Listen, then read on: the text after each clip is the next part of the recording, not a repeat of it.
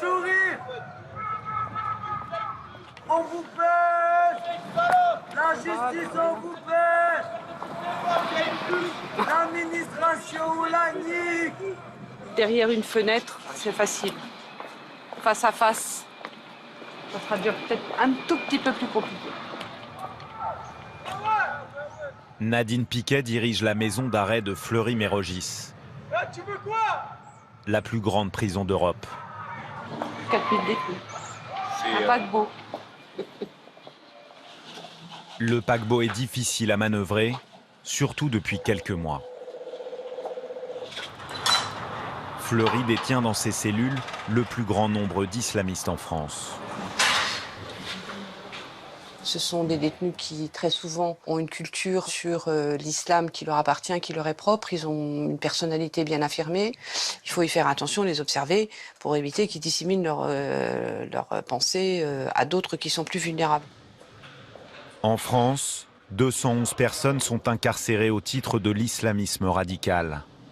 Et autour d'eux gravitent 2000 détenus proches de cette mouvance.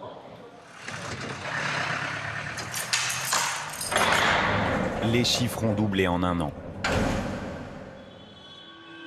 Au palais de justice de Paris, les procès de djihadistes s'enchaînent presque quotidiennement. Mesdames, messieurs, la cour, veuillez vous lever. Ce jour-là, 3 prévenus sont jugés pour avoir tenté de partir en Syrie et en Irak. Ils risquent 10 ans de réclusion. En effet, depuis 2014, l'intention de rejoindre un réseau terroriste est un motif suffisant pour être interdit de sortie du territoire et condamné à de la prison ferme. Pour moi, la prison, ça ne changera rien. Même après 10 ans, quand je ressortirai, j'aurai le même point de vue. Tout comme les Occidentaux, ils ne veulent pas que leur société soit islamisée, eh bien nous, on ne veut pas que nos sociétés soient occidentalisées. Cette société islamique, eh bien, il faudrait la bâtir et la construire. Instaurer une charia islamia, pour nous, c'est un idéal, oui.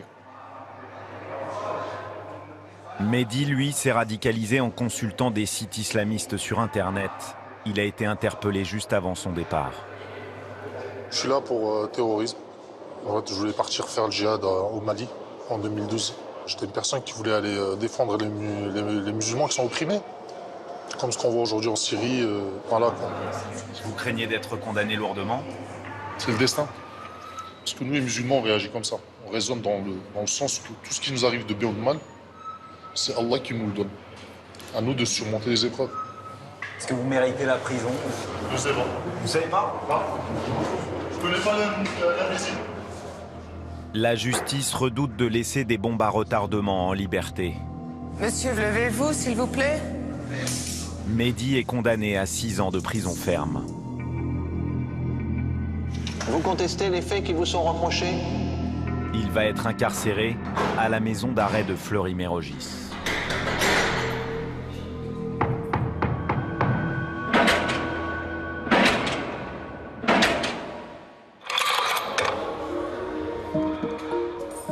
Face à l'arrivée massive d'islamistes derrière les barreaux, la prison doit faire face à la menace du fanatisme et de ses prédicateurs.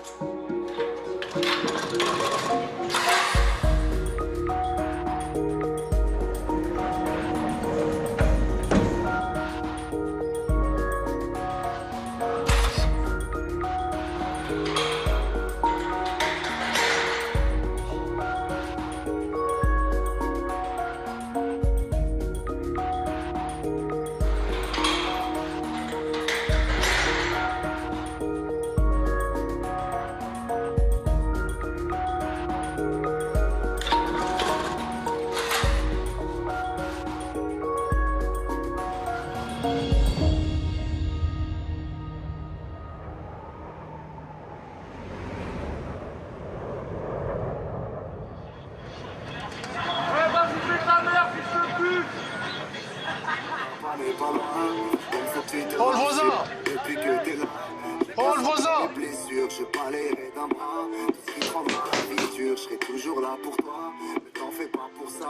Oh le voisin!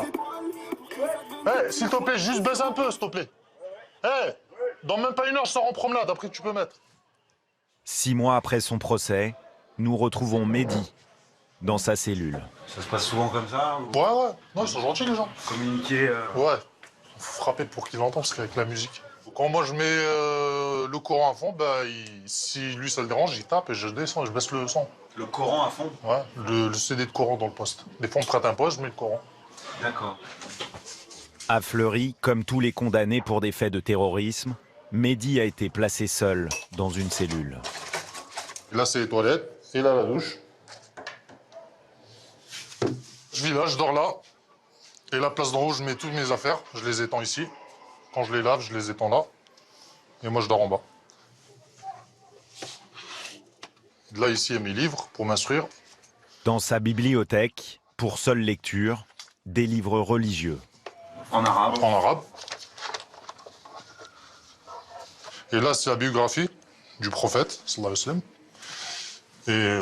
Et d'autres livres de théologie, comment faire la prière, comment se laver. Ici, à Fleury, depuis que vous êtes là, est-ce que vous avez rencontré d'autres gens qui sont là pour Ouais, j'en ai rencontré. Bah, c'est des jeunes, surtout, la plupart. C'est des jeunes qui n'ont jamais fait de prison. C'est la première fois qu'ils rentrent en prison. Vous parlez de quoi ensemble? On parle de sport, on parle de nos affaires judiciaires. Vous parlez de religion? Très rare. Pourquoi? Parce qu'on ne partage pas tous les mêmes points de vue. Vous pensez quoi de Daesh, par exemple? Franchement, j'ai aucun avis parce qu'il y a trop de confusion. Il y a trop de confusion et on ne nous dit pas la vérité, et voilà. Donc Daesh, c'est l'État islamique qui s'appelle. Donc eux, ils s'appellent l'État islamique, donc c'est un État islamique. Si eux, ils se prétendent être un État islamique, moi, je peux que dire que c'est un État islamique. Après, de donner un jugement sur eux, j'ai pas été là-bas. J'ai pas fréquenté des gens comme eux, donc je peux pas donner de jugement. J'évite de donner des jugements sur qui que ce soit. Vous comprenez? Mehdi est isolé pour éviter qu'il ne propage ce type de discours ambigu dans la prison. Surtout auprès des nouveaux détenus, des proies idéales pour les islamistes radicaux. Chaque jour, entre 20 et 40 prisonniers sont incarcérés à Fleury-Mérogis.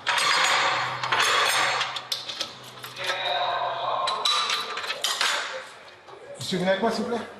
Trafic de stupéfiants, vol à main armée, quel que soit leur profil, chaque nouveau détenu est reçu par un surveillant. Vous entrez, vous vous asseyez ici, s'il vous plaît. Cet homme est un habitué de la maison. Il connaît l'influence des islamistes en prison et il a assez d'expérience pour ne pas tomber dans leur filet. Les dernières fois que vous avez été incarcéré, ça s'est bien passé? Non. C'était une Bronx ici. D'accord. En quelques années, ici, vraiment, ça faisait peur. C'était trop fanatique, les gens, c'était trop fermé, quoi. Il rentrait en prison, il tombait pour 600, 700 kilos de shit. Il arrive ici, il sort d'ici, ça y est, il s'est fait une barbe. Même sa femme, premier parloir, elle était normale. Le lendemain, elle vient le voir avec son foulard, son truc, et voilà, quoi. Et c'est là, les gens tombent dans ce traquenard-là, quoi. Moi, personnellement, je ne pratique pas. Je suis pire qu'un athée, quoi. Je ne vais pas être quelqu'un qui pratique comme ça, quoi. Je ne veux pas. Le placement en cellule, ce sont les officiers qui s'occupent des placements en cellule. Vous avez pu me ramener les documents que je vous ai demandé de remplir?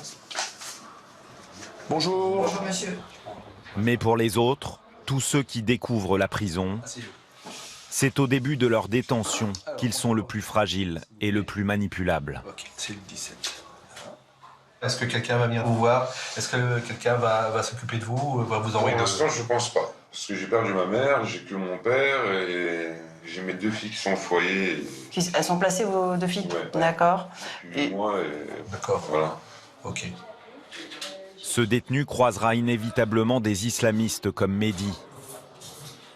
Car si les radicaux sont isolés en cellule, ils sont libres de descendre en promenade parmi tous les autres prisonniers.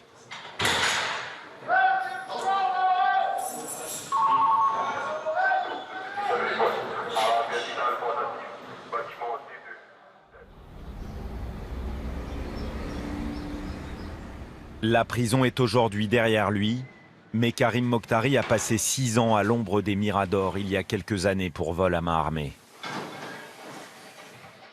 Lorsqu'il entre pour la première fois de sa vie à la maison d'arrêt d'Amiens, le jeune braqueur est seul et sans repère, à la merci des extrémistes. Ouais. Là, vous avez quel âge? Là j'ai 18 ans. Voilà, la maison d'arrêt. Quand les portes se referment derrière moi, j'ai véritablement la sensation d'être avalé par une superstructure de béton. J'ai l'impression que ma vie va basculer là-bas, que peut-être même je vais mourir là-bas. Dès la première semaine, Karim croise la route d'un groupe d'islamistes dans la cour de promenade. Dans la promenade, je me suis mis contre le mur et j'ai observé. Et j'ai regardé les groupes fonctionner en me disant mais auquel je vais appartenir. Et donc j'ai vu ces toxicomanes gober des cachets de substituts à l'héroïne dans des flaques d'urine dans la promenade. J'ai bien compris qu'effectivement, il ne fallait pas que je devienne comme ça. J'ai vu des jeunes jouer au foot, être des sportifs, etc. Mais en même temps, dealer, faire preuve de violence à 10, à sauter sur la tête de quelqu'un. J'ai compris que bon, j'allais certainement peut-être faire partie de ce groupe. Et puis j'ai vu un groupe d'individus qui priaient dans la promenade. Et eux, ils sont que entre eux. Ils prient, ils sourient, ils vont bien, quoi. Ils fument pas de clope, ils fument pas de shit, ils ont besoin de rien. Ils se suffisent à eux-mêmes. Et moi, ça m'attire. Et je vois qu'il y a un imam autoproclamé parmi les détenus qui conduit la prière, autour duquel tout le monde se tourne, tout le monde discute. Il a une emprise certaine, finalement, mais bienveillante. Je vois pas de violence dans ce groupe. Et il est venu vers moi alors que j'étais en train de fumer une roulée adossée au mur. Et il m'a dit mon frère, ça va? Je lui ai dit oui, ça va. Il me dit tu t'appelles comment? Je lui ai dit je m'appelle Karim. Il me dit t'es musulman? Je lui ai dit non, pas encore, mais j'aimerais bien. Il me dit ben y a pas de problème, ça s'apprend. Ce sera le début de l'engrenage pour le jeune Karim.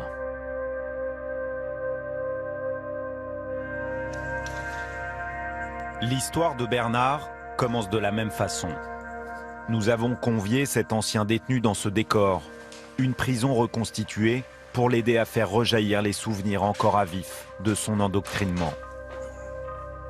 C'est dans une cellule comme celle-ci que des islamistes l'ont approché en se montrant très généreux avec lui. Sans argent et sans famille, Bernard va être sensible à toutes leurs marques d'attention. Dans la cellule, il y avait des dates, il y avait du lait, il y avait de tout. Puis comme ils voient que t'as pas grand-chose pour te changer, bah tiens, il y a un colis pour toi. Et puis l'autre, il a dit, ah, c'est moi, t'inquiète, c'est rien. Donc toi, tu acceptes, tu dis oui, ben c'est gentil. Au fait, il y a du partage, il y a de l'amour, il y a de la paix. Les islamistes s'imposent comme des guides spirituels. Ils assurent même l'entraînement physique de leurs disciples. Vous voyez, la carrière que j'ai aujourd'hui, ça vient pas d'hier. Enfin, ça a été fait là-bas. Tous les matins, tu vas en promenade. C'est 500 pompes à l'heure. Il faut monter à 600, 700, 1000. Mais au fait, tout cet entraînement-là, mais je comprends au fur et à mesure ce que c'est. C'est une formation. Il fallait devenir un vrai combattant d'Allah. Mais tu as juste cette phrase à dire. Shahadu an la ilaha illallah, ashhadu anna Muhammad bismillah. Et une fois que tu as dit ça, ben, t'es converti pour eux. Pourquoi ils choisissent l'islam et pourquoi ils choisissent l'islamisme? Bien sûr. D'abord, c'est la seule idéologie sur le marché. Hein. Il n'y en a pas d'autre. Il n'y a plus rien. Il n'y a que l'islamisme aujourd'hui sur le marché. Il y a un effet de mode quand on voit des gamines tout de noir vertu avec une calache sur leur Facebook de 15-16 ans. Il y a un effet de mode indéniable. Et puis, il y a aussi la religion elle-même, justement quand elle est fondamentaliste. Elle a un avantage énorme, c'est qu'elle vous met une discipline de vie extraordinaire. Il faut imaginer un tout petit peu ce que ça signifie pour quelqu'un qui a toujours été laissé un peu à l'abandon, faisant des bêtises. On va en prison, on ressort, on rentre, on ressort. Vous voyez, des petits délinquants qu'on a d'habitude. Il est pris en charge. Il est totalement pris en charge. Et quand les gens sont paumés, ils ont besoin d'être pris en charge. Les semaines ont passé et Karim Mokhtari fait désormais partie lui aussi des islamistes de la prison. Le discours se durcit, le leader du groupe change soudainement de visage. L'imam autoproclamé est venu me voir et là, cette fois-ci, avec un regard que je n'avais jamais vu auparavant. Avec une posture que je n'avais jamais vue auparavant. Agressif, violent, un regard noir, en me disant « Écoute Karim, maintenant tu es musulman, ton devoir de musulman, c'est de protéger l'islam. Comment? En tuant les mécréants partout où tu les trouveras.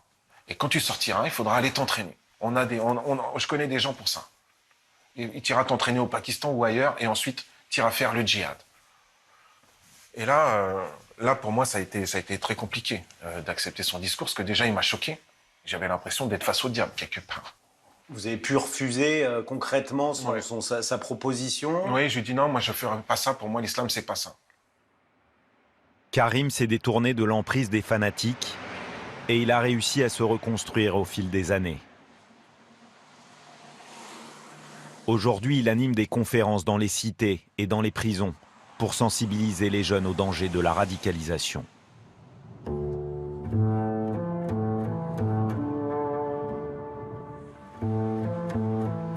Il y a 10 ans, Davy était bien seul face aux islamistes de sa prison. Il est à cette époque incarcéré à la maison d'arrêt de Los, dans le Nord, pour trafic de stupéfiants. Fermée en 2011, la prison est aujourd'hui laissée à l'abandon. J'entends encore les voix par la fenêtre. Des détenus qui parlent, qui gueulent. J'étais dans la cellule 354 au 3e étage. À peu près là, au milieu à peu près.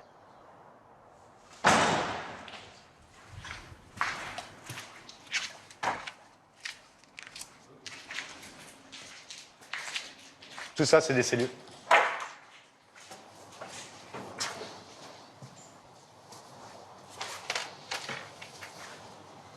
Davy a passé 7 mois enfermé dans 9 mètres carrés avec un codétenu. Donc là, ici, tu avais le lit. La petite table qui est ici, la télé. Là, c'est la petite toilette sans cachette. Regarde, si t'es deux, ben, tu chies dans ton collègue. Ça... C'est l'un des trucs les plus durs. Davy, le vendeur de drogue, est alors athée. Son codétenu, lui, pratique sa religion rigoureusement. Bon, lui, il voulait faire sa prière, ben, il mettait son tapis à côté de son lit, puis direction la Mecque, et puis en avant, hein. Il faisait ce qu'il avait à faire.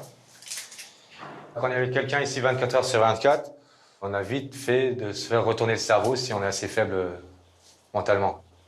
On va dire, en fait, c'est le codétenu un peu le repère. C'est vrai que je m'identifie. Je copiais un petit peu sur eux. Moi, au début, je suis un mécréant pour eux. Bah, t'es de la merde, en fait. Hein. T'as pas le droit de vivre, en gros. C'est limite. T'es un mécréant, toi, tu vas mourir. T'es de la merde. Nous, musulmans ou nous, chrétiens, on est meilleurs que toi. On se fait prendre en main par 2-3, on va dire. C'est des terroristes d'origine. Ils sont là pour terroristes, les gars. Ils te bourrent le crâne. De quoi? De conneries, en fait, carrément. Faut exterminer les juifs. Après, tout ce qui est administration, comme l'État, faut le combattre. Faut se mettre une ceinture, aller où il y a des enfants, se faire péter la tronche, tuer les gosses. Je pense qu'ils ont dû dire, ouais, il doit être mouton, lui, ça doit être un mouton, on va essayer de le faire un méchoui. En fait, ça se fait pas en 1 minute, c'est long. Il te bourre le crâne. Davy n'est jamais passé à l'acte. Le lien avec les radicaux a été rompu lorsqu'il a été transféré dans une autre prison. Bernard, lui, n'a pas eu cette chance. Quand vous sortez de prison, vous êtes encore en contact avec les frères. Comme s'il y avait une équipe dehors qui reprenait la relève. Mais tiens, il y a une petite enveloppe pour toi, il n'y a pas grand-chose. Une baguette, des œufs. Comme si on était encore en prison. Après, c'est un jour, ben, ça va venir, ça va te poser un sac, il y a de la drogue, tu la stockes, et puis tu la vends, et tu fais l'argent. Quand tu le redonnes, il te passe un billet. Quand tu vois que le sac, il n'y a plus de stupéfiants dedans, et que c'est des pistolets ou des fusils qui arrivent, tu te dis, qu'est-ce qui se passe? Mais cet argent-là, ça nourrit quoi? Ça nourrit le terrorisme. Vous croyez que vous avez indirectement participé à des attentats, ce genre de choses? Oui, je pense que j'ai dû participer à des choses. Aujourd'hui, je m'en veux sur même plusieurs points. La disparition de certaines personnes et voilà. Les prisons cherchent aujourd'hui par tous les moyens à éviter que les détenus comme Bernard ne se transforment en combattants d'Allah. À Fleury-Mérogis, dans la cour de promenade, les surveillants ont pour mission de détecter tout signe de radicalisation.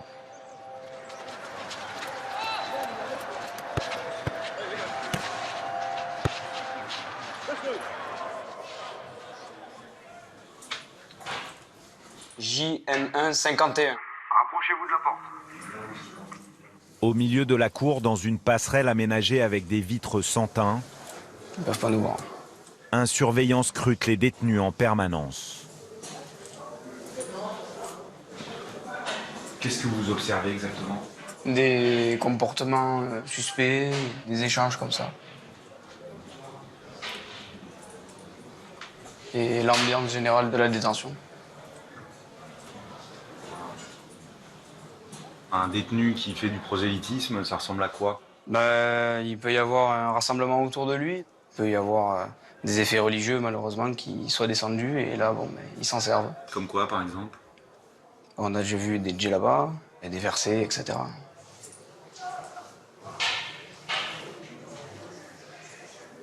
Les trois, ils sont connus. On accorde une attention particulière avec ces personnes suivies. Ils parlent en français, ils parlent en arabe. On n'a pas de moyen d'écoute, hein. Donc c'est compliqué de déchiffrer et de savoir dans quelle langue ils parlent.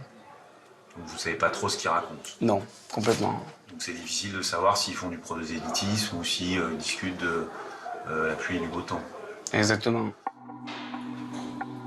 Troisième droite, fin de la promenade. Rapprochez-vous de la porte.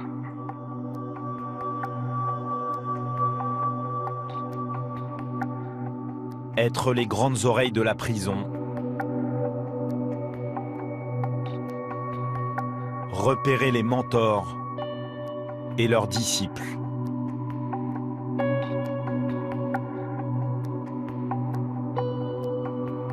Selon ces surveillants des 4 coins de la France, la mission est impossible à accomplir. Un surveillant, il va donner des douches aux détenus. Il va faire donc un tour de douche de 40 ou 50 détenus. Il faut qu'il soit un facteur aussi, parce que ces gens-là reçoivent du courrier. Mais avec tout ça, il faut envoyer les parloirs, les activités, que ces détenus se rendent au sport, qu'ils aillent jouer au Monopoly. Puis, à un moment donné, il va quand même essayer de faire son métier d'observation. Donc, il va se mettre dans la peau d'un psychologue. Vous comprendrez toute la difficulté, en plus de ses missions quotidiennes, d'observer et de rendre compte. Les islamistes, aujourd'hui, dominent, gèrent les prisons. Nous, surveillants, nous sommes là en périphérie, on fait ce qu'on peut, mais je pense que les choses vont faire que empirer, malheureusement, si on ne nous donne pas des moyens. À Fleury, les 1400 surveillants, les barreaux, les verrous, ne suffisent pas non plus à entraver les liens qui se nouent jour et nuit entre les détenus.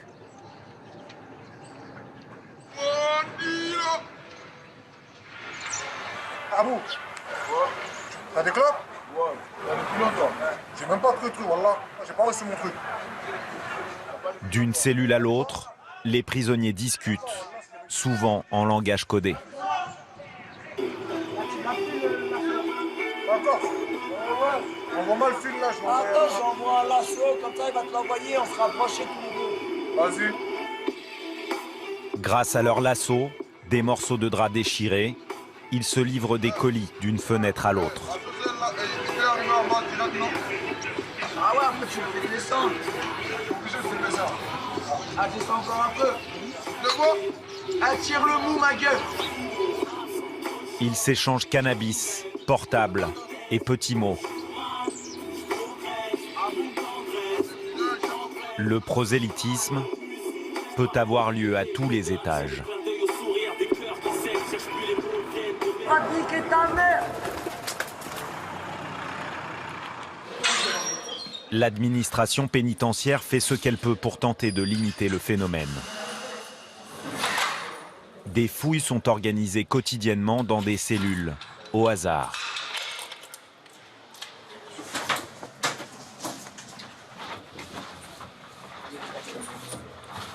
Le frigo, vous avez fait l'intérieur? Ouais, j'ai déjà le derrière? J'ai déjà fait aussi. Rien du tout. Les surveillants cherchent tout indice pouvant révéler le basculement du détenu dans l'islamisme radical.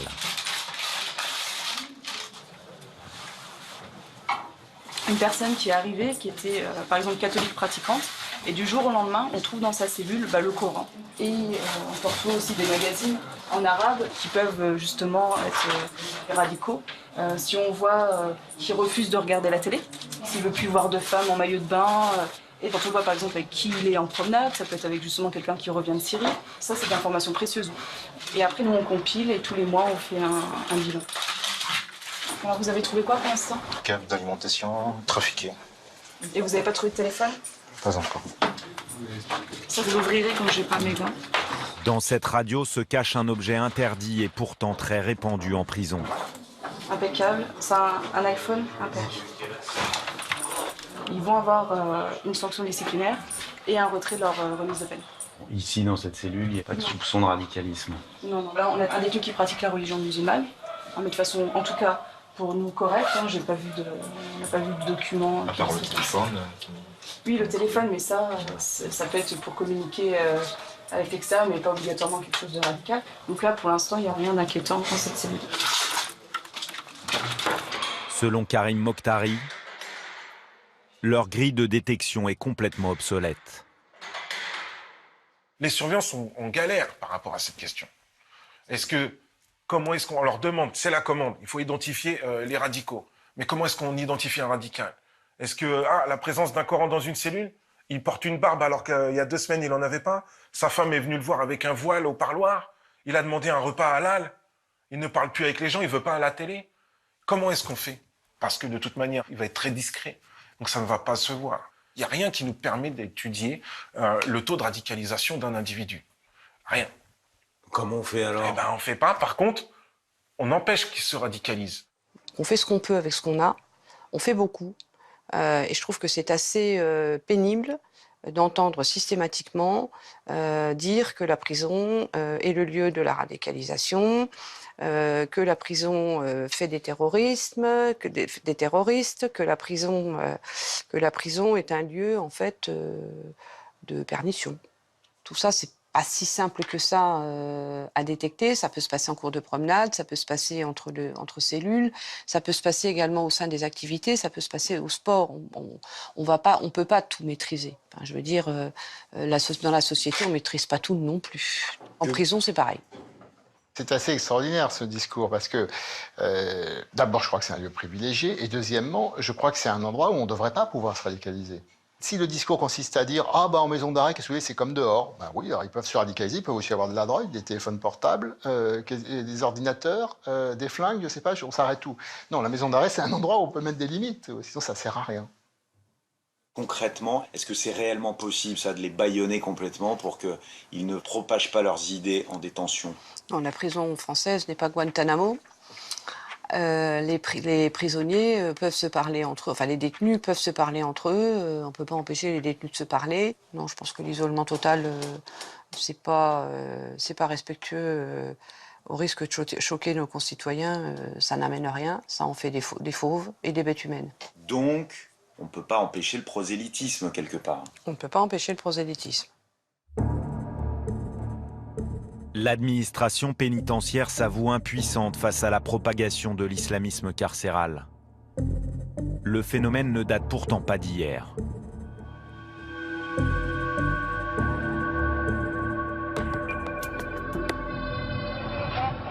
En 1995, la France est touchée par une vague d'attentats qui sème la terreur dans tout le pays. Les attaques sont orchestrées par le GIA, groupe islamique armé en Algérie. Parmi les terroristes, Khaled Kelkal. Le jeune homme s'est radicalisé dans une prison lyonnaise 3 ans plus tôt.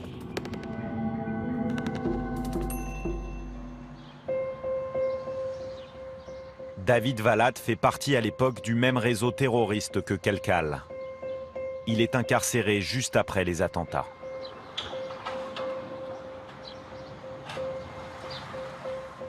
Je franchis cette porte le 18 décembre 99 pour ma remise en liberté et la levée d'écrou. Donc c'est un peu étrange de me retrouver là, mais sans plus d'effet finalement. Étrange, pourquoi? Je m'étais juré de jamais revenir. Lorsqu'il entre en prison, tous les détenus connaissent son parcours. Le djihad en Bosnie à 19 ans, les camps d'entraînement en Afghanistan, puis son engagement au sein du GIA. David Valat, le terroriste, est accueilli en héros. Lorsque je me montre, l'ensemble de la cour s'écrit Allahu Akbar à 3 reprises. Je suis le Robin des bois de service. Je suis le gars anti-système qui s'est battu l'arme au poing. C'est un peu l'image qu'on renvoie vis-à-vis des détenus de droit commun. Au bout de 3 semaines, c'est moi l'imam de ma cellule. Je me promène, on me demande ce dont j'ai besoin. On me fait suivre de la lecture, des subsides, des habits. Il y a un vrai réseau qui se met en place de soutien. On inspire la crainte. Personnellement, j'ai une formation en Afghanistan qui peut me permettre de transformer un stylo et un café chaud en 2 armes pour neutraliser 2 personnes. Le stylo dans le tympan de l'un, le café chaud dans le visage de l'autre, et voilà. Vous êtes un radicalisateur potentiel quand vous entrez en prison. Ouais.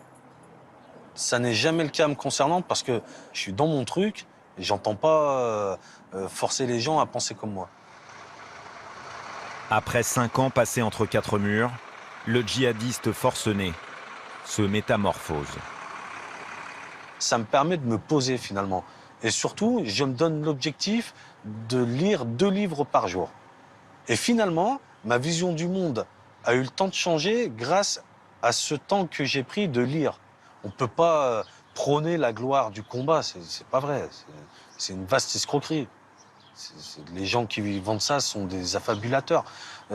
Je suis bien certain, je le sais par expérience, que tous les va-t-en-guerre sont ceux qui ne l'ont jamais goûté.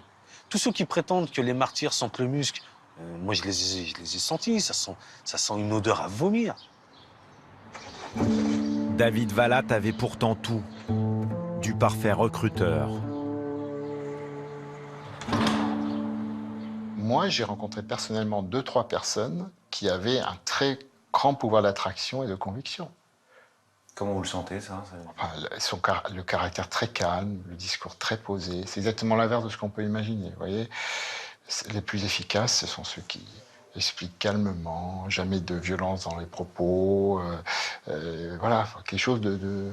Je sais pas comment vous dire, c'est comme si vous preniez le visage de Ben Laden. C'est un visage calme. Oui, c'est pas un excité, quoi. Il y a quelque chose de doux, presque. Pour l'audience, c'est bon, merci. Doux, calme et radical. Précisément le profil de Samir, 34 ans, incarcéré ce matin à Fleury-Mérogis. Venez, monsieur. Il est reçu pour son premier entretien. Bonjour, asseyez-vous. Vous avez connaissance des motifs de votre incarcération? Oui, c'est pour des questions de terrorisme. Vous comptiez rejoindre la Syrie? Oui. Pour vous installer là-bas? Pour m'installer là-bas avec ma famille, j'ai 2 enfants. Ils ont 9 mois, c'est 2 jours. On était dans un hôtel, en fait, en Turquie, et on s'est fait arrêter par la police. Je considérais que le climat en France était de plus en plus islamophobe et de plus en plus liberticide. D'accord. Donc j'ai préféré faire ma hijra dans un pays qui m'accepterait avec nos convictions. Voilà. Alors vos convictions, c'est vous êtes pratiquant? Je suis pratiquant, donc selon la norme en France, je suis ce qu'on appelle un islamiste radical. Maintenant, le problème, c'est qu'en France, on considère le terrorisme comme une idéologie, vous voyez, alors que le terrorisme n'est pas une idéologie. C'est-à-dire que c'est une stratégie de guerre employée par certaines personnes de la mouvance radicale. Et vous, vous êtes dans cette mouvance? Alors moi, je suis dans la mouvance radicale, mais on peut très bien être dans la mouvance radicale sans être un combattant. Vous êtes pacifiste? Non. D'accord. Sans Et être... est-ce que vous êtes pour la violence armée? Bon, je sais que l'État français considère l'organisation de l'État islamique comme une entité terroriste, mais on n'est pas obligé d'être d'accord avec tout ce que dit l'État français. Donc moi, je considère que c'est un État qui a une armée combattante, d'accord, mais qui a aussi des civils, des fonctionnaires, des commerçants. D'accord. Face à un détenu déclarant ouvertement son appartenance à un groupe terroriste, le risque de contagion est maximum. En prison, vous êtes au courant qu'il y a le culte musulman, Ouais, hein? Vous voulez y participer? J'aimerais bien voir comment ça se passe, mais participer, je pense pas, parce que bon, moi j'ai bien envie de voir, parler avec l'imam, bien sûr, hein, mais... D'accord, donc vous voulez déjà le rencontrer en cellule? Pourquoi pas dialoguer avec lui. D'accord. Seul rempart face aux fondamentalistes comme Samir, l'aumônier musulman, l'imam officiel de la prison.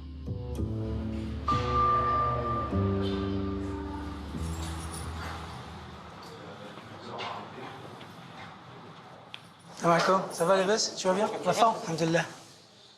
Tous les vendredis, jour de prière, Farid Green vient prêcher la bonne parole dans la salle de culte de Fleury. 70 détenus assistent chaque semaine à son intervention. J'ai les horaires de prière. Tiens, tu peux leur donner, Barak. Tu peux leur donner. Tu veux quoi? Tiens. T'en as déjà ça. Je te donne le reste. Non, non. J'étais là, pas de problème. Tu parles pas, toi. Mais toi, tu parles pas. Non, non, wallah, j'ai pas. Wallah, j'ai pas. Je galère en ce moment. Je galère. J'ai pas de thunes. Les frères, s'il vous plaît, on s'installe. Donc, on va essayer d'aborder, Inch'Allah, le sujet de la radicalisation en général, très chers frères. Et pour les stupéfiants, la drogue, ce sera partie remise, Inch'Allah, pour la semaine prochaine. On veut dire par la radicalisation cette vision sectaire, extrémiste dans la pensée. Un radical, il croit que sa pensée, elle est parfaite. La yatatarraq ilayha al-khata'. L'erreur ne peut jamais accéder à sa pensée. Même quand il s'agit de sa mouvance, de son courant, il exclut ceux qui ne sont pas d'accord avec lui. Là, il prend la place de Dieu. Yahkum ala hada bil maut. Il juge celui-ci qui doit mourir. Celui-ci, il va vivre. Dès lors que la personne met Dieu de son côté dans son rang, il peut commettre l'irréparable, des boucheries. Annahu yataqarrab ila Allah biqatl al-akharin. Il croit qu'il s'approche davantage de Dieu en tuant les autres. Wa hada khata'. Et ça, c'est l'erreur fatale. Très cher frère, lorsque tu es dans l'emprise d'un radical, il vole ton côté humain en toi. Tu disparais, tu n'existes plus. Salamun hiya hatta matla'il fajr. Allahu Akbar. Farid Green sait capter l'attention de son auditoire. Allahu Akbar. Ces paroles sont sans doute le meilleur remède à la radicalisation. Allahu Akbar. Mais en France, les imams comme lui sont trop rares en prison. À peine 200 pour plus de 30 000 détenus musulmans.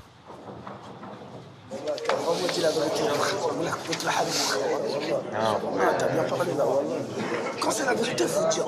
T'as raison, il y en a, c'est des ignorants, ils savent pas. C'est la vérité. Moi, j'en vois toujours un problème. Bah oui, bah oui.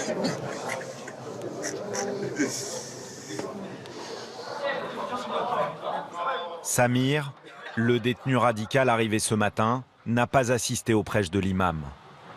Un vrai radical, il ne vient pas au culte musulman parce que, voilà, il pense que l'imam ou l'aumônier n'est pas assez musulman pour lui. Il me prend pour trop permissif, trop laxiste, que je bafoue certains principes, peut-être de djihad ou quoi que ce soit, qu'il considère, lui, essentiel dans sa doctrine, dans sa religion. Farid Green a une carte à jouer pour tenter de ramener Samir dans le droit chemin. Ce dernier a accepté qu'il vienne lui rendre visite en cellule.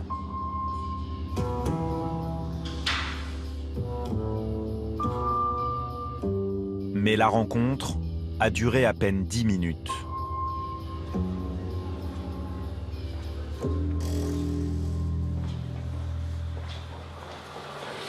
Comment ça s'est passé?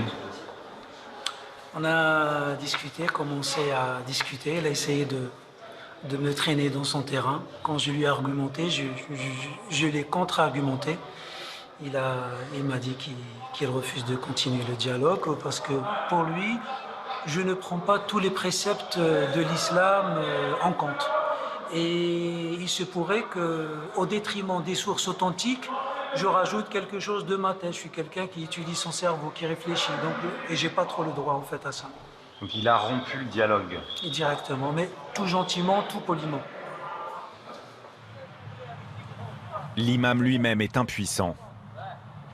Que faire alors de ces détenus emprisonnés dans leur logique de haine et de violence au nom de Dieu?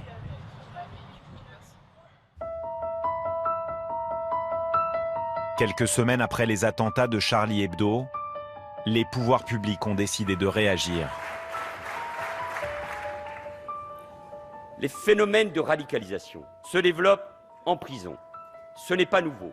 Avant la fin de l'année, sur la base de l'expérience menée depuis cet automne à la prison de Fresnes, la surveillance des détenus considérés comme radicalisés sera organisée dans des quartiers spécifiques créés au sein d'établissements pénitentiaires. Le plan d'action, séparer les terroristes des autres détenus. La prison de Fresnes a été la première à expérimenter cette méthode. 22 prisonniers radicaux sont regroupés dans une douzaine de cellules. Annoncé comme une mesure phare, le dispositif ne fait pas l'unanimité. Pour ce surveillant, le climat s'est largement dégradé à Fresnes depuis la mise en place de ce quartier islamiste. Ces détenus ne sont pas isolés, ils sont regroupés. C'est-à-dire qu'il n'y a pas de fermeture étanche avec le reste de la détention.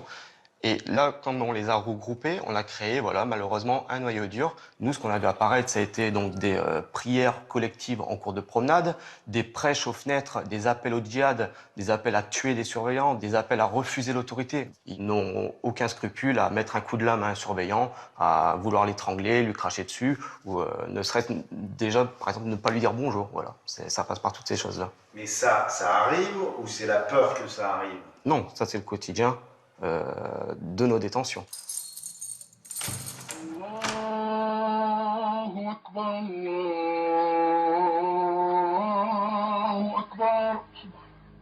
Les détenus regroupés à Fresnes ont tous été condamnés pour des faits liés au terrorisme. Mais ils sont loin d'avoir tous le même pédigré. La liste des détenus que j'ai vus qui étaient ensemble, il y a des gens qui ne collent pas du tout les uns avec les autres. C'est tout. Ça, c'est sûr. Pour en connaître quelques-uns, personnellement, il y en a qui ne vont pas les uns avec les autres. Un petit jeune qui a 18 ans et qui a essayé d'aller en Syrie, qui a 20 ans et qui a essayé d'aller en Syrie, qui n'a même pas réussi, quand même pas pareil que quelqu'un qui a passé 2 ans et qui a combattu, qui a tué. Vous voyez, c'est quand même pas la même chose. Je ne vois pas pourquoi il faut offrir en pâture ceux qui sont récupérables à ceux qui sont irrécupérables. On dira quoi à la sortie? S'il prend une calache et qu'il fait comme les frères Kouachi, on dira c'était une expérimentation. Il faudra expliquer ça aux victimes, hein, parce que le coût de l'expérimentation, il risque d'être sévère.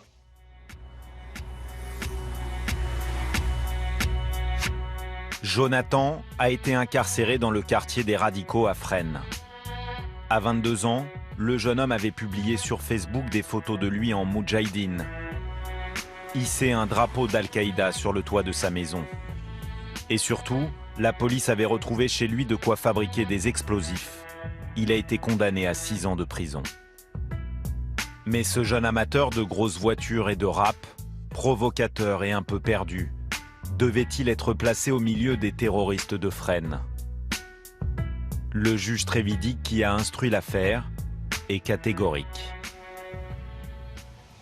Ça, c'est un cas à part. Est-ce qu'il avait sa place à Fresnes au milieu des autres radicaux? Non, vraiment pas. Non. Il a quand même pris 6 ans pour une... Oui, parce qu'il est tombé dans une espèce d'admiration de Mera, dans un espèce de délire qui était lié à des causes personnelles, là encore, absolument pas religieuses. Il aurait pu admirer Mesrine pareil.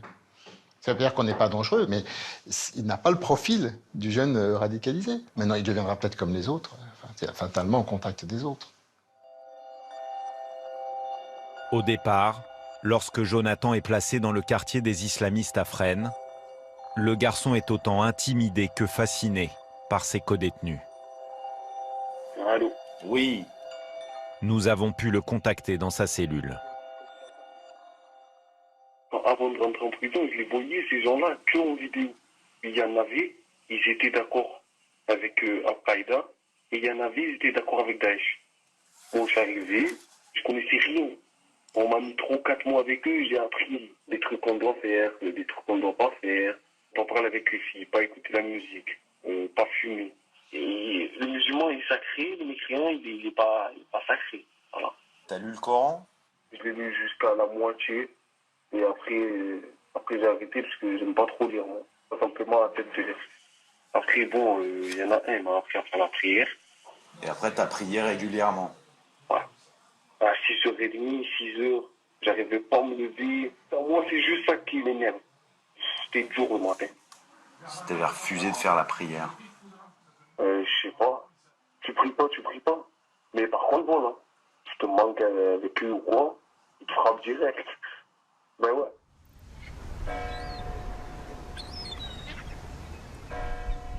Les parents de Jonathan vivent dans le sud de la France. Très inquiets pour leur fils, c'est eux qui ont obtenu son transfert de Fresnes à sa nouvelle prison.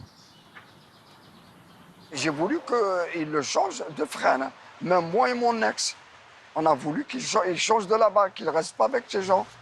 C'est des barbus de merde. Excusez-moi, je parle comme ça, moi. J'ai pas peur de parler. Putain, j'ai pas peur. Ils vont l'égorger, ils vont l'étouffer, là. Laisse tomber. Ils sont... Vous croyez? Ah ouais, moi je crois. Moi. Vous rigolez, un minot, et l'autre il a 40 ans, je sais pas. Arrête. S'ils l'ont laissé tout le temps dans cette prison, eh ben, il devient comme eux. Je suis désolé. Hein. C'est-à-dire comme C'est-à-dire il fait la prière, après et il devient djihadiste, je sais pas. Hein. Je sais pas ce qui se passe. Et là, il est mieux. Il est mieux. Il est mieux, il est tout seul, tranquille. La prière, il ne fait pas. Non, il ne fait pas. Il me l'a dit, bah, je suis tranquille, je suis... Ah ben, tu es mieux maintenant. Il m'a dit, je suis mieux. Son fils purge désormais sa peine dans une maison d'arrêt d'Île-de-France. Mais la graine plantée par les radicaux a continué à germer dans l'esprit de Jonathan.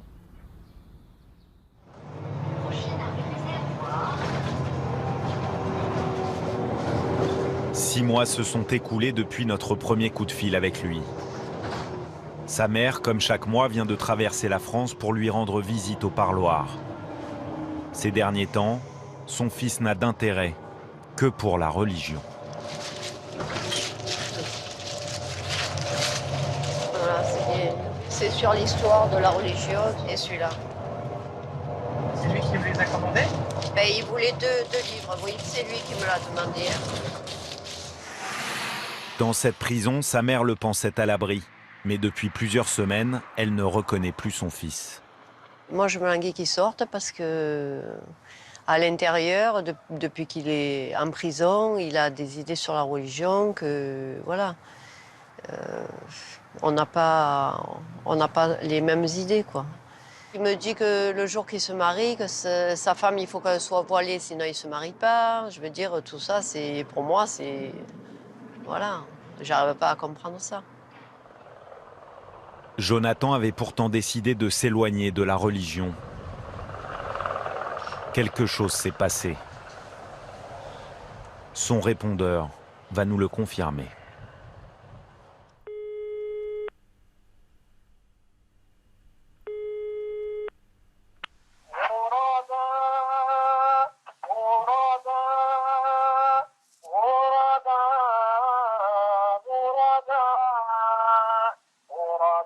À la fin de votre message, si vous souhaitez le modifier, tapez dièse. Nouvelle tentative, sa métamorphose va nous sidérer.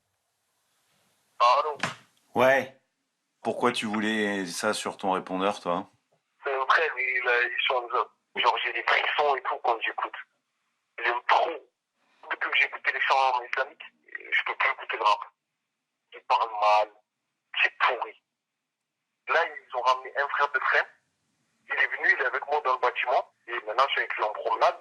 La vérité, la prière et tout, je l'ai repris. Tu vois, la prière, elle me sauve. Tu vois, quand je vais sortir, Inch'Allah, je vais me marier, tu vois. C'est écrit dans le Coran, donc les musulmans, ils suivent quoi? Ils suivent le Coran. C'est, voilà, une musulmane pour me marier. Si elle n'aimait pas le voile, je ne me marie pas avec elle. Le jilbab. C'est-à-dire qu'elle est couverte entièrement, sauf qu'on voit son visage. Je veux pas que les gens regardent ma femme, c'est pas possible ça. Ça c'est, moi je peux pas. Impossible. Tu serres encore la main aux femmes quand même? Non. Non? le prophète ne cédait pas la main aux femmes. Ouais, mais aujourd'hui, on n'est plus au siècle du prophète, là, quand même. Ouais, mais on s'en fout. Parce que le prophète, il n'a pas dit appliquer les paroles de Dieu pendant un temps seulement. Tu m'as pas parlé comme ça la dernière fois, tu me disais pas ça. Tu m'avais dit, dans la vie, t'avais des copines... Voilà, des bons, je faisais n'importe quoi. J'avais pas de principe. Un sauvage, voilà, un animal, quoi. Tu te sens pas radical, toi? Je crois que je vais faire quoi quand je vais sortir? Je vais péter les plombs, quoi. C'est simple, c'est clair et c'est net. Le djihad, moi je le ferai pas. Je dis même à la DGSI, je leur donne mon numéro de téléphone s'ils veulent. Ils peuvent dormir avec moi dans le lit s'ils veulent. Il n'y aura rien, il n'y aura pas de problème.